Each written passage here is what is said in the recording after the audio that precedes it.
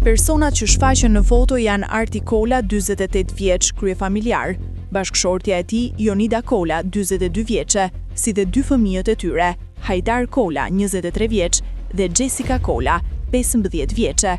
Katër anëtarët e familjes shqiptare humbën jetën mbrëmjen e kaluar në qytetin e Luka, Itali, pas një helmimi nga gazi brenda banesës së tyre, në një tragjedi që ka trënditur komunitetin shqiptar dhe ka prekur thellë opinionin publik.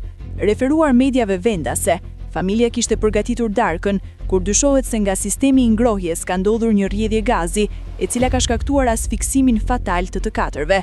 Situata u bë e dyshimt, kur vllai i Arti Kolës nuk mori asnjë përgjigje pas disa trokitjeve në derë dhe vendosi të lajmërojë karabinierët.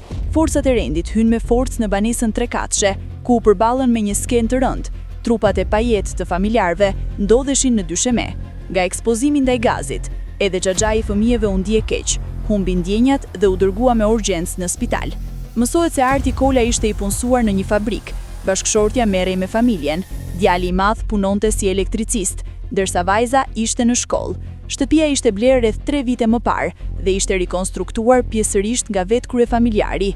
Ndërkohë, prokuroria italiane ka vendosur sekuestrimin e banesës, teksa autoritetet, së bashku me zjarrfiksit, po hetojnë për të verifikuar nëse kaldaja ishte instaluar dhe mirëmbajtur sipas standardeve ligjore dhe nëse ishin kryer kontrollet e nevojshme periodike.